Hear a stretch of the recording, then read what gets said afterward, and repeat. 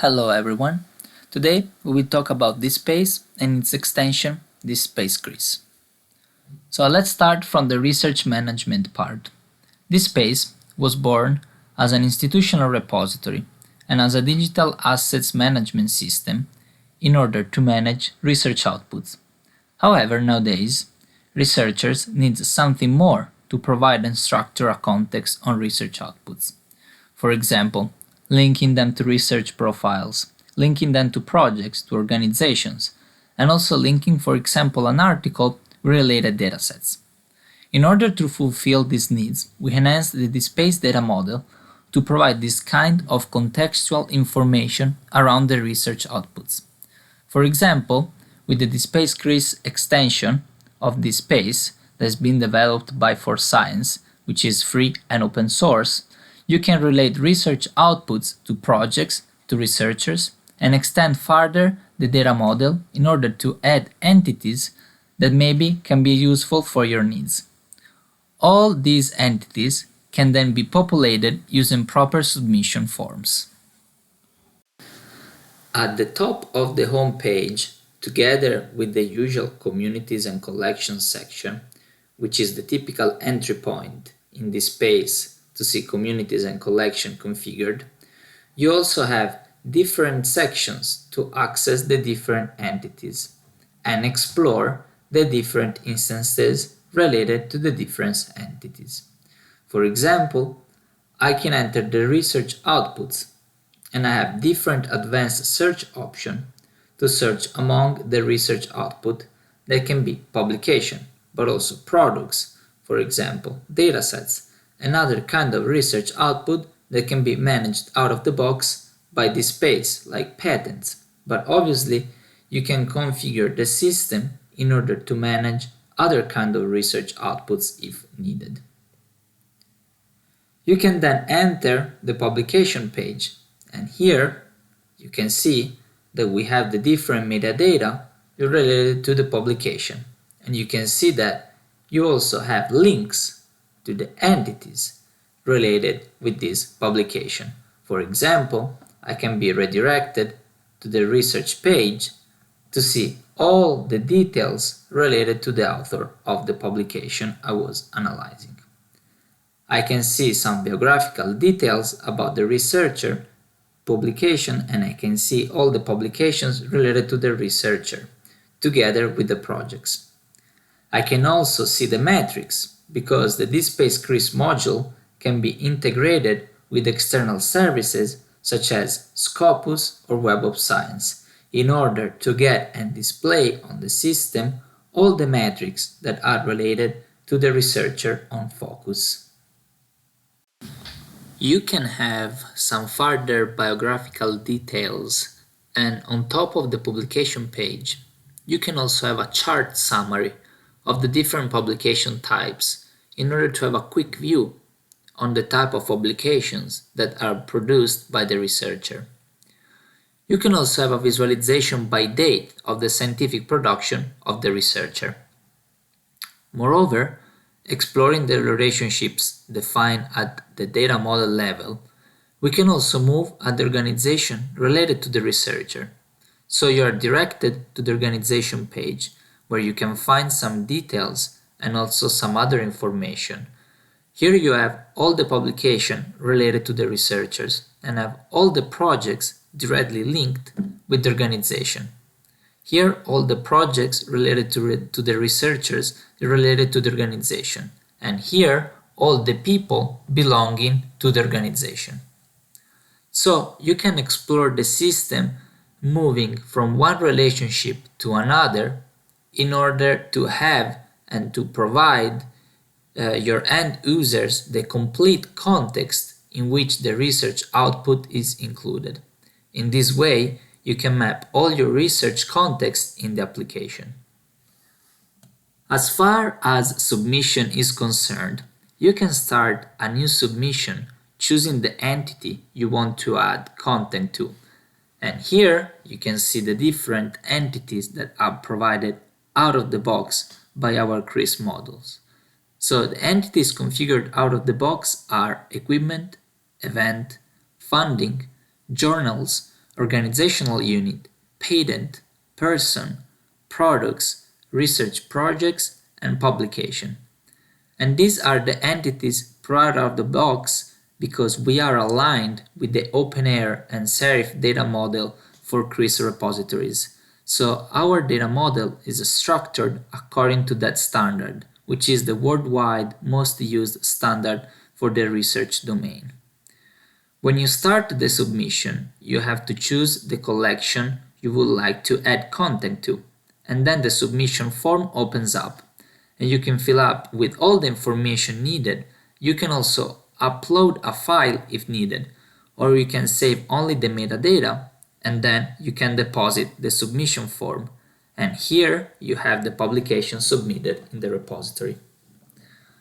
Obviously, if we go back to the details and you want, for example, to add an author and you type one that is already in the repository, the application provides you with the present name, and in this case you can add the author. And you can see with this green icon that the publication you have inserted has been linked with this already present author. So you save, you get the link with the author and with the author's profile, and obviously automatically in the publication list related to this author you will find the publication just submitted. The research profile is updated in real time with the new added publication, so you can explore, add and implement all the entities using the submission form. There are two ways of adding items in batch to the CRIS module. The first one is that you can use the way of the community version of DSpace, which is the simple archive format, which is based on zip packages. So you have to structure a zip package with the XML file containing the metadata and the list of the images, for example, or all the files to be added to the system. And then all the files you can import it using the user interface. In this way you can browse where all your folders and upload the zip file, but obviously you can also schedule background processes which can take the zip file from a configured and defined folder and upload all your resources in background. The second way is to use Excel files. Let's see an example. One of the enhancements we implemented in the CRIS module is a way to add items in bulk using an Excel file, which can be much simpler than structuring all the SAF packages, because maybe structuring XML files in the way required by SAF package can be rather demanding. And so we implemented this kind of Excel import in order to make it easier to add items in bulk to DSpace. We created an Excel file that can be used to perform bulk batch import in DSpace. So in the main column, you can put the ID of the resource if you want to update resource, because the procedure can be used not only to add new contents, but also for updating in bulk many items in one shot, which is very helpful. So in the first column, you have the ID. In the second column, you need to specify the action you want the application to perform on the items you are ingesting in the system. In this example, I have chosen archive because I want to add a new item that should be immediately archived. Then I insert the title and have a column for each metadata that is included in the form associated with that item type, in this case, publication. In this case, I have filled only the title in order to have a quick import. I want to import this new item, so I can go to my application, go to the collection I want the item to be added to. Let's say I want to add it to publication, and choose import items into collection. Now I'm going to choose the file and let's start import. And here I have my test publication. Let's say that now I want to update this publication, adding, for example, the type of publication. In this case, I can structure another Excel file, adding the DC type book. And here I need to take the ID of the publication to make the system aware that I want to update this particular item. So I'm taking the UID of the resource and then pasting it into the ID column. Obviously, you can populate Excel with hundreds or thousands of records to have them imported in bulk. And now, let's go back to my application and go back to collection page and import the file for update. We go back to test publication and let's go see all the metadata, because you can configure which metadata appears in the public view, and the DC type is not among the metadata to be displayed. So I have to go in the administrator section to see all the metadata, and here it is, the DC type book. So I have created the item using an Excel file and updated it using another XLS file. Another point I would like to stress about DSpace CRIS is that the researchers can manage their own profile by themselves. So every researcher has its own profile and they can manage it, for example, editing the metadata, but also managing the research output so that they can choose, for example, the order in which the publication of their profile should appear. Or you can see that in this case I've changed the order in which the publications are displayed. And moreover, the researcher can also choose to hide some publication they don't want to be shown. For example, I can hide a publication from my researcher profile. Another point I would like to highlight is that the CRIS installation can provide a complete integration with ORCID. This kind of feature can be very useful if you want to create a repository for your researchers, because with this kind of integration, your researchers can log in the system using ORCID and then can synchronize their research profile with their ORCID profile, sending publications from DSpace to ORCID and importing publication from ORCID to DSpace in order to have the two profiles completely synchronized. To create a research information system, this feature can be very useful. You can configure both simple or more complex workflows in order for the repository staff to check whatever content is submitted before it is published.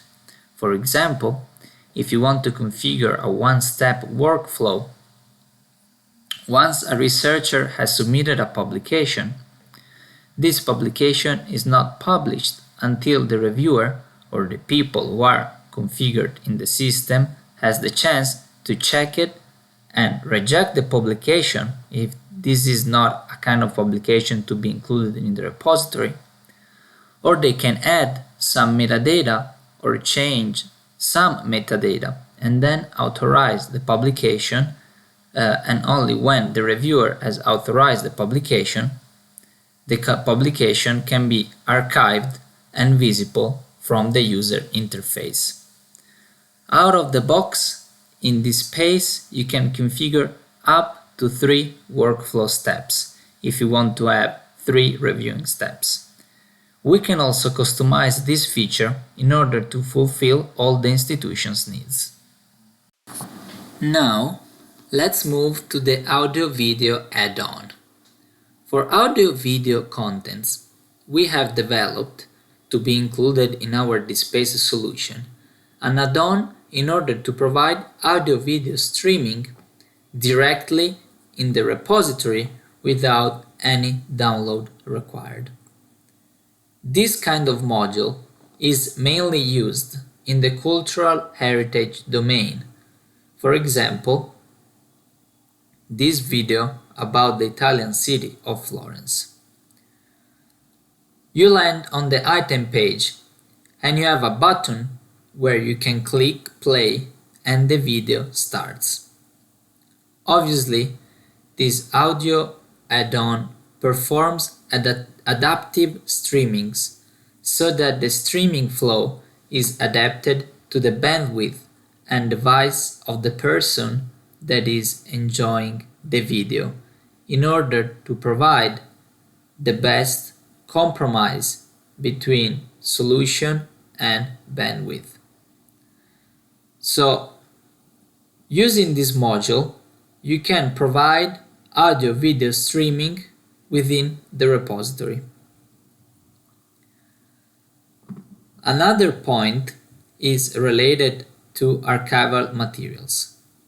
So, in order to manage archival material, we have implemented a way of navigating hierarchical archival metadata, because archival metadata are structured in a hierarchical way in order to correctly describe the full structure of the archive. For this reason, to provide a philological correct navigation in the archival material, we have created this kind of hierarchical metadata management feature so that you can explore the archival tree and explore the structure of the archive. Then, when you find the document you're looking for, you can go to the item page. And if this is the case, as in this case, the attached file are digital images, because in this case we're talking about a letter, the digitized images have been processed with our IIIF image viewer add-on. Using the IIIF image viewer add-on, you can open the Mirador IIIF image in order to navigate this letter and to read it, zooming or processing the image directly on the digital library. For example, you can play with the saturation, contrast, black and white color, just to mention a few features. Another add-on we have implemented, which can be useful in the archives, is the OCR add-on. With the OCR, you can extract the text from images and then make it searchable within the repository. Let's go to another example of our installations for cultural heritage.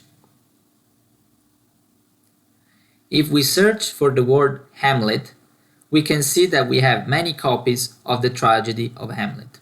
And this snippet, which is displayed in the search results, highlights that for this resource we extracted the OCR. And in the OCR, there is the text string Hamlet. So then, I can open the resource in the image viewer, where the system highlights where I have found the Hamlet string. And so I can then analyze the document and can explore the document also using structured metadata, if obviously structural metadata are provided. So, using the OCR module, I can extract the text from images. Obviously, if I print documents, because for manuscripts it is very difficult to extract a correct OCR, and then I can integrate the extracted OCR in the full search of the item, and then I can also annotate the text. For example, if I want to use the digital library for study research teaching purposes, I can say Hamlet and I can save the annotation in order to highlight some points of the text to my audience. Thank you very much for listening to this presentation. I hope that it was helpful for you and your institution. For more information about 4Science, our services and solution, you can go to our website 4science.com, or you can send us an email info@4science.com. Thank you again.